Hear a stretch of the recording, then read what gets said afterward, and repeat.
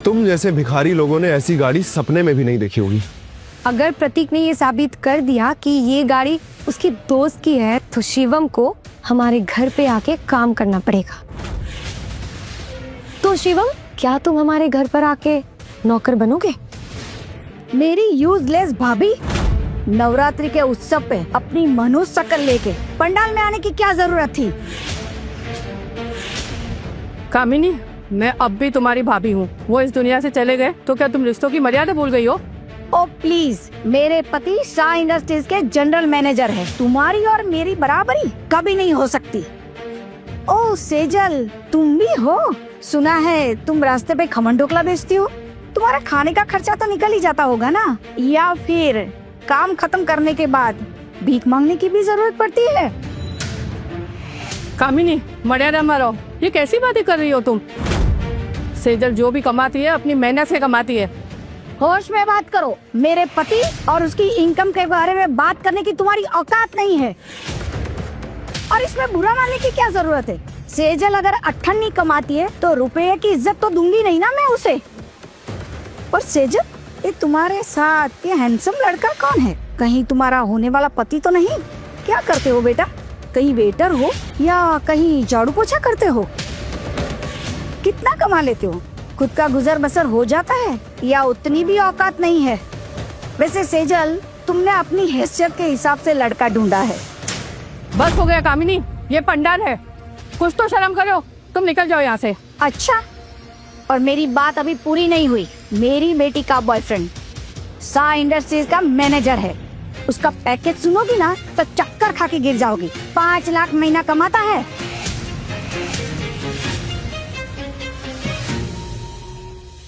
अरे सेजल, तुम यहाँ कैसे?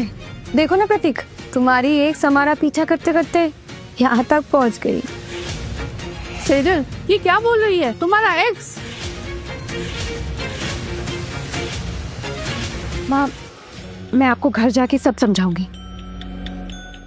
अरे सेजल, ये तो बहुत बुरी बात है। तुमने बताया नहीं अभी तक कुछ भी। ठीक है, कोई बात नहीं, मैं बता देती हूँ। प्रतीक सेजल का एक्स है और प्रतीक ने तो बहुत पहले ही सेजल को लात मार के अपनी जिंदगी से बाहर निकाल दिया था और फिर मुझसे शादी करने का डिसीजन ले लिया। ये देखो सेजल, ये रिंग दिख रही है? ये रिंग प्रतीक ने मुझे गिफ्ट किया है। कितना सुंदर है ना? महंगी भी है। ये देखकर प्रतीक ने मुझे प्रपोज किया है। आप लोग पंडाल में दर्शन करने आए हो या अपने असली रंग दिखाने? नवरात्रि चल रही है, कुछ तो शर्म कर लो। अगर आपको अपने पैसों का दिखावा करना है तो चले जाइए यहाँ से। हमें इस सब में कोई इंटरेस्ट नहीं है। हाँ, सही कहा तुमने। तुम देखो भी मत, क्योंकि तुम जितना देखोगी ना उतना ही अपनी इस घटिया और गरीबों वाली जिंदगी को कोसोगी। और नहीं तो क्या, प्रतीक जैसा अमीर और अच्छा दामाद हर किसी के नसीब में नहीं होता है। ये देखो, प्रतीक ने मुझे गिफ्ट किया है। कम से कम 10 लाख का है और ऐसे छोटे मोटे गिफ्ट वो मुझे देता ही रहता है। खैर, तुम्हें क्या, तुम अपनी सारी सेविंग जोड़ लो, फिर भी इस ब्रेसलेट का हुक तक अफोर्ड नहीं कर पाओगी। बस बहुत हो गया।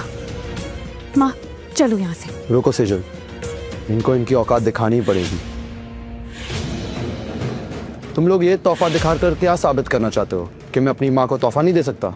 तुझ जैसा गली गली भटकने वाला भिखारी अपने लिए 2 वक्त की रोटी का जुगाड़ कर ले, वही बहुत है। तू क्या किसी को तोहफा देगा? माँ, ये लीजिए। शिवम, ये क्या है? मैं तुम्हें सब कुछ बाद में समझाता हूँ। ये किस गाड़ी की चाबी है? कहाँ से चुराई तुमने?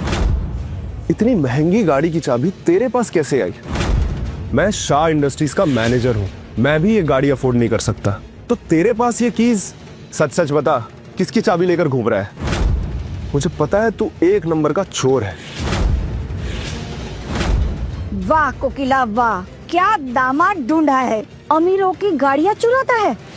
तुम्हारी लड़की है ही इसी काबिल।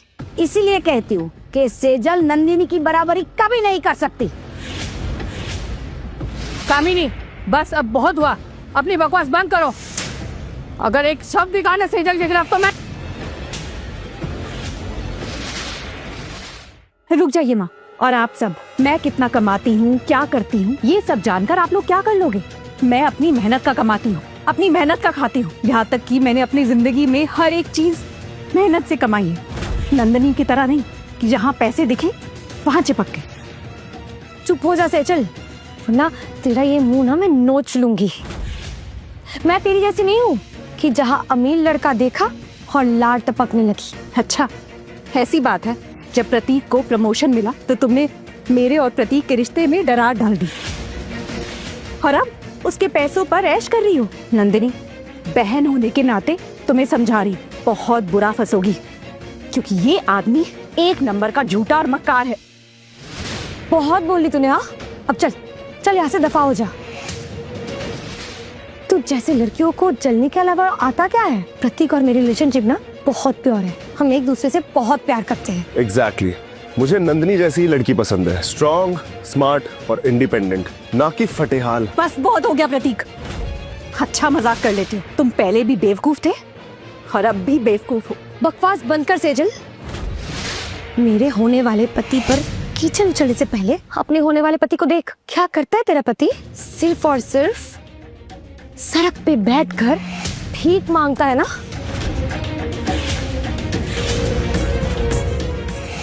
क्या भिखारी? सेजल, ये नंदिनी क्या बोल रही है? माँ, मैं आपको बताने ही वाली थी। सेजल, तुम ऐसा कैसे कर सकती हो? एक भिखारी से शादी? कोकिला, ये तुमने होने क्यों दिया? क्या ये सच है सेजल? इसका मतलब ये गाड़ी की चाबी भी फेक है। मुझे तो लगता है ये चाबी भी इसे कचरे के डब्बे से मिली है ना? बेटा, तुमने कहीं ये सब मेरे कहने पे तो नहीं किया ना? कहीं मैंने तुम्हें जबरदस्ती का प्रेशर डालकर ये सब करने पे मजबूर तो नहीं किया ना? हम सॉरी, ये सब मेरी गलती है। नहीं, इसमें तुम्हारी कोई गलती नहीं है, ये सब मेरा आइडिया था। मैं कोई भिखारी नहीं हूँ। सब लोग चुप हो जाओ, मुझे अब किसी की बात नहीं सुननी। ये सही है कि कुछ समय के लिए मैं गरीब था, लेकिन वो गाड़ी वो मेरी है। अगर तुम्हें शक है तो जाके देख लो।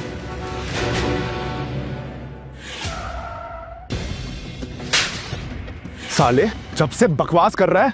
भिखारी है, कुछ बोल नहीं रहे तो क्या सर पर चढ़ेगा तू? ये गाड़ी मेरी है और शक्ल देखी अपनी। तेरी शक्ल इस गाड़ी के टायर से भी नहीं मिलती। प्रतीक, ये क्या बदतमीजी है? ठहरिए, ये क्या तमाशा हो रहा? हम आपको काफी समय से देख रहे हैं, आप पड़ोसी हैं, ये सब लोग जानते हैं। माता रानी के सामने आप ये तमाशा बना रहे हैं। अगर आपको झगड़ा करना ही है तो घर में जाके कीजिए ना, यहाँ माहौल क्यों खराब कर रही हैं? सही कहा पुजारी जी, अगर किसी को जाना ही चाहिए तो वो कोकिला और उसके परिवार को जाना चाहिए। और आप शायद भूल गए पंडित जी कि इस बार पंडाल में सबसे ज्यादा पैसे हमने दिए हैं, तो हम जो कहेंगे आपको मानना पड़ेगा। अब आप पैसों से माता रानी के दर्शन के बारे में बात करेंगी? कौन कितने पैसे देता है उससे उसकी भक्ति का पता नहीं चलता। हम सब यहाँ दर्शन के लिए आए हैं। पंडित जी, आप खड़े खड़े देख क्या रहे हैं? आप इन्हें निकालेंगे या हम कुछ करें? कोकिला, खड़ी खड़ी यहाँ मुँह क्या देख रही है? चल यहाँ से। अरे तेरी बेटी ने तो ऐसे ही घर में भिखारी को लाके तेरा मुंह काला कर दिया है, अब वो यहाँ क्या करेगी? चल यहाँ से। और तेरी वजह से हम लोगों के पूजा में बाधा है, हमें बिल्कुल नहीं पसंद। और वैसे भी कि नंदनी के आगे तुम्हारी औकात ही क्या है? चलो यहाँ से। देखिए, आप हमारे साथ ऐसा बर्ताव नहीं कर सकती। रुकिए। ओह सेजल, बहुत बुरा लग रहा है ना? बहुत तकलीफ हो रही है। ये तो इस भिखारी को यहाँ लाने से पहले सोचना चाहिए था। ठीक है चल, कोई बात नहीं, मैं तुझे और एक मौका दे सकती हूँ। वो बाहर डस्टबिन दिख रहा है? हाँ, उस डस्टबिन में बगल में जाके अपने इस होने वाले पति को, इस भिखारी को बोल कि भीख मांगे। अगर ये करे ना, तब जाके तू इस पंडाल में अपनी माँ के साथ पूजा कर सकती है। इतनी जल्दी क्या है? अभी तक असलियत पता नहीं चली कि वो गाड़ी किसकी है। एक बार सच सामने आ जाए ना, फिर तुम्हें खुद पता चल जाएगा कि वो डस्टबिन के उधर जगह किसकी है। ये जरूर प्रतीक से मिलने आया होगा। प्रतीक का कोई दोस्त होगा, क्योंकि यहाँ तो मेरे फियांसे की ही इतनी हैसियत है जो इतने अमीर लोगों के साथ उठ बैठ सके। हाँ, ये मेरा दोस्त है, मुझसे मिलने आया। पक्का? क्या तुम ये बात उसके सामने कर सकते हो? हाँ, तो उसमें क्या है? तुम जैसे भिखारी लोगों ने ऐसी गाड़ी सपने में भी नहीं देखी होगी। और मैं रोज ऐसी गाड़ियों में घूमता हूँ, और अगर मैंने साबित कर दिया कि वो मेरा दोस्त है, तब तू क्या करेगा? बिल्कुल सही। अगर प्रतीक ने ये साबित कर दिया कि ये गाड़ी उसकी दोस्त की है, तो शिवम को हमारे घर पे आके काम करना पड़ेगा। तो शिवम, क्या तुम हमारे घर पर आके नौकर बनोगे? अपनी जुबान संभाल के बात करो। शांत हो जाओ सेजल। पूरी कहानी के लिए देखिए फाइनल बिट्रेयल बिल्कुल फ्री कुकू टीवी के 7 दिनों के फ्री ट्रायल के साथ।